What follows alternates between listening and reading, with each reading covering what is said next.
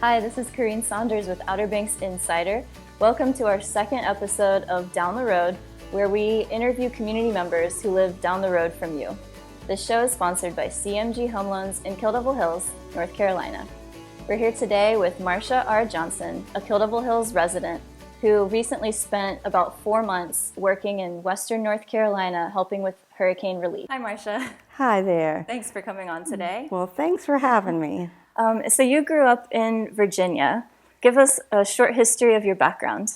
Grew up in Richmond, Virginia, a household of 4 kids and 2 adults, and had a great childhood, wonderful childhood. Moved here in 1985 and was an entrepreneur, business owner through the years, and have done a lot of things. Awesome. Yeah. Tell us about your cooking experience. Well, I grew up with my mom cooking all the time. She entertained a lot, so I always just kind of watched there as a little child, everything she did. And I grew to love cooking, loved it. So by 17, I was hired by Dot's Pastry Shop as a head cake decorator. And shortly after that, I started a catering business and was selected by the Virginia film industry as the first caterer they used when the film industry opened up in the 80s. From there, I just started doing big cooking. I cooked in churches for their Wednesday night suppers, and I just like big cooking. So that's pretty much over the years. Then I led into other businesses. Okay, very nice. So you left for Western North Carolina in October. The remnants of Hurricane Helene hit and devastated a big swath of the mountains in late September 2024, and you felt called to go out and help. Tell us about that. Yeah, it was early September before the hurricane. I really had this heartfelt draw to go up to the mountains. So I had been there last spring for a visit, and it just kept on for like 2 weeks. And I was supposed to go to Kentucky on another vacation with a girlfriend. So I called her and I said, I can't go. I've got to go to the mountains. And I don't know why. I thought maybe I was to help a church that's up there that I'm familiar with, or just spend time with the Lord, or well, I just didn't know what. So I got prepared. The door opened where I rented a space from a lady that had 20 acres up on the side of a mountain, which was awesome. So I secured that, and I just didn't know why I was going. So the flood came. And when the flood came, I had a real check in my heart. That's why I was going. And to take my big black pot and to go serve the people. Awesome. And so you put just a call out for donations, and people responded with money and clothes and even food donations, right, to help get you situated out there. It was just amazing. It was like the Lord went before me and provided everything I needed. And I just started out on Facebook saying, this is what I'm supposed to do, and would anybody want to help me? Because I couldn't fund it myself. You know, that's a lot of expensive food. And the donations started coming in. And not just friends and family, but people all over the country that know me. It was amazing. So then local people started bringing me blankets and coats and boots and shoes and all the stuff that people were donating in the beginning. Medical stuff and wipes and cleaning supplies and stuff. Well, I got so much, I couldn't take it. So I found a guy that was going to the mountains, and he took a truckload for me. Well, people kept coming. So I ended up with a second truckload that went up there. And then my RV and my trailer were filled with my equipment I needed to pull off the cooking and supplies that were donated from local restaurants. Gave me nice donations. Awesome. Yeah. Yeah, I did some initial reporting after the storm about the Outer Banks' community response. So we had emergency services personnel teams that went out there to help. We had just business owners and locals who were donating kind of en masse to the mountains, largely because this community here understands what it's like to deal with hurricanes and tropical storms and resulting devastation. Did you have this experience too, where you saw our local community just supporting your efforts? Really did. I was also touched and thought, this could be us. This could really be us. Right. So why don't I go out there and serve on my off season and just do whatever I could, you know. The local people just really kept up with me on my Facebook. I would give my status updates each time I served my guests. So I would tell where I went, and I was moving around the whole time. So the locals just kept up with me and encouraged me, and it was just wonderful. I felt really honored to be up there and doing it, that I was the one that got to be supported and go. Right. Yeah. And you stayed out there about 4 months total, cooking for all the people, which included the people who had lost their homes, some of the other emergency responders, and volunteers, right? Oh yes, a whole mixture of people. The local people up there, everybody was touched with something from the storm, either a tree on their house or a landslide through their yard or their house, or flooding and mud, 18 inches of mud, and their whole community upheaved, you know. So I heard a lot of stories from those people, and most of all, I heard hope. I heard these people really, the community of them, how they love each other, and they came together and supported each other, and if somebody needed this or that, they'd pitch in with each other. And I felt so amazed at how they said, if we didn't know our neighbor before, we know them now. And it was wonderful how they came together. The Army Corps of Engineers were up there. Of course, volunteers made this happen from all over, made this happen. Nothing would be done without them. And you posted regularly that you would be feeding like 100 people in a sitting. Is that pretty normal? I would serve groups of people, sometimes more, sometimes less. We'd get the word out on Facebook, and I'd start talking about it 2 or 3 days ahead. And I would go to towns that really hadn't got a lot of attention. And I would drive from my home base, I would drive about 2 to 2.5 hours to the location I was going to. And that was amazing because I saw the damage. I got to really see what happened through the mountains, pulling my little trailer. And it was really a blessing for those people because they just needed they might not have been starving in their house, but they needed some food. They needed to come together as a place for the community to come together and talk to each other. So that was a real benefit of serving the food. Right. Very nice. Do you have any idea how many people you served? I do not. I was going to keep a ledger of that, and I just had so much going on, I couldn't do that. So one day I would shop. The next day I would prep, chop, pre-cook, do whatever I needed to do. And then the third day I would go out and serve. So it was like a 3-day cycle. I never stopped because I'd have to clean and do everything in between. And then I had to come home for Christmas because I hit an 8-point buck and totaled my car.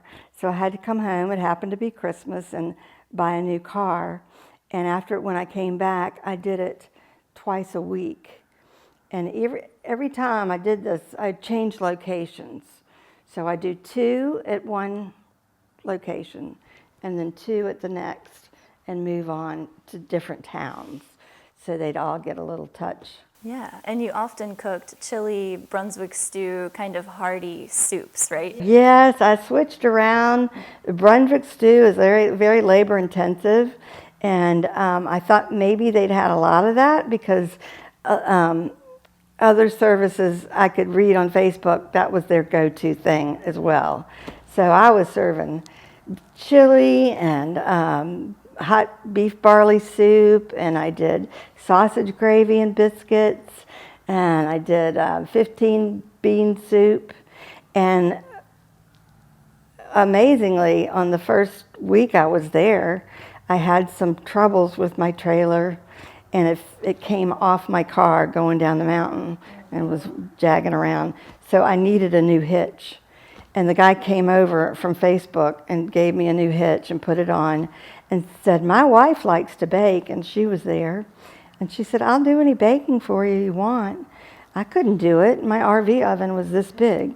And so the whole time she'd bake my desserts, and she baked the biscuits and cornbread.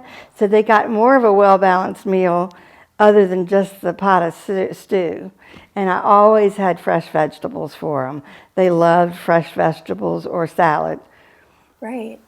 And so you cooked on open fires, right? Every time you moved around with your big pot. I'd have to get there real early in the morning and start my fire and get that going. And it would have to go for about an hour before I could put my pot on it to get some good coals going. And I have a tripod that would hold the pot, and then I'd start layering and putting in, water, and then cook down the onions, and then cook down the potatoes, and start layering and adding it.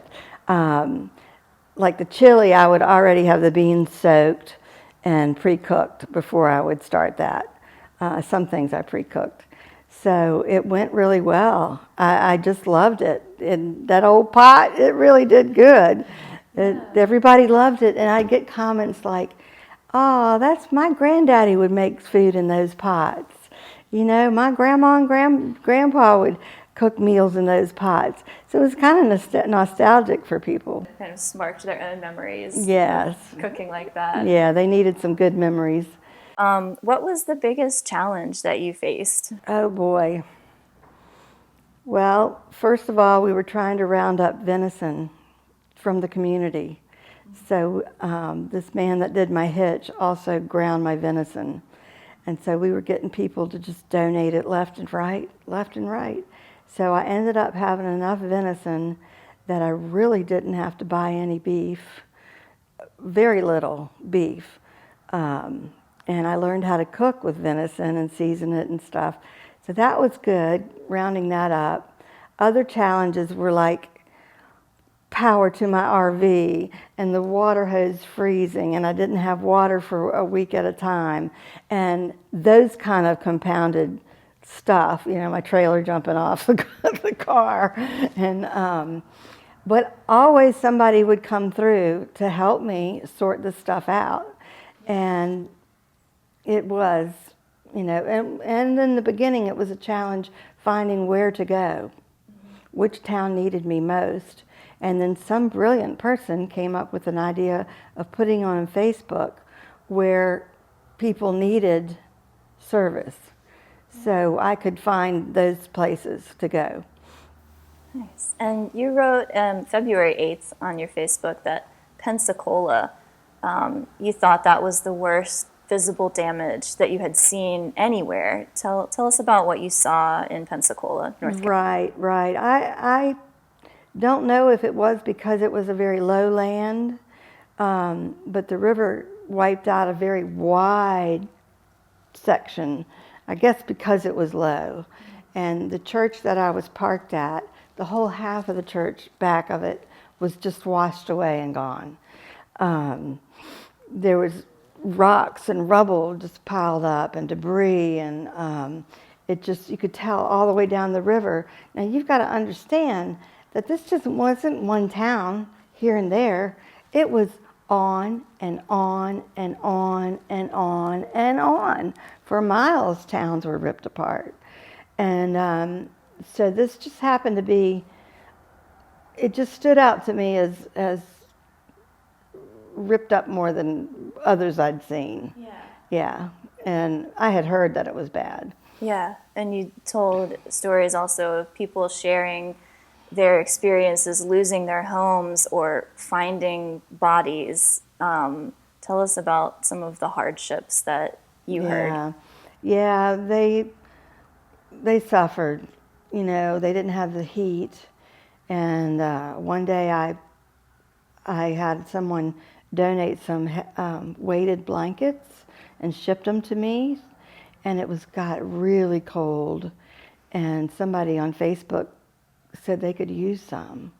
So I drove 2.5 hours to Asheville to take her these heated blankets.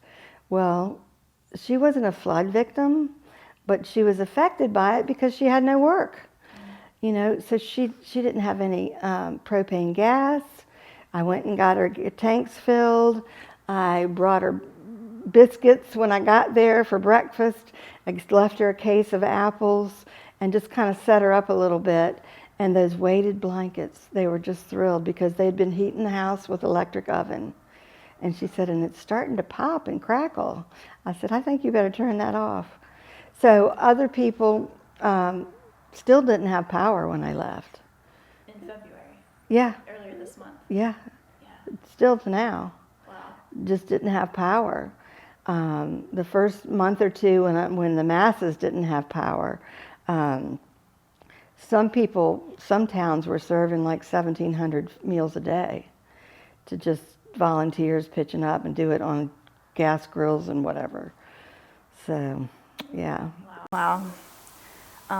What were some of the most poignant feedback that you got from the people who were there? Oh, well, to me it was that they loved everything. They loved it that I came. They were very thankful that I took the time, and they would their jaws would drop when I'd say I was from the Outer Banks. So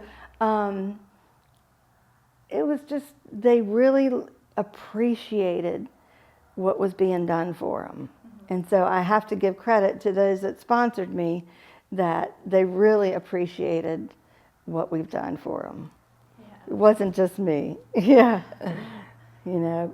Yeah, and you've always had this love of cooking, and so what did it mean to you to share it in this way? Oh, I was having a blast doing my big cooking in my big black pot. So that was it was a challenge every day, but it was a passion I had. So I was just buzzing around there. I loved it.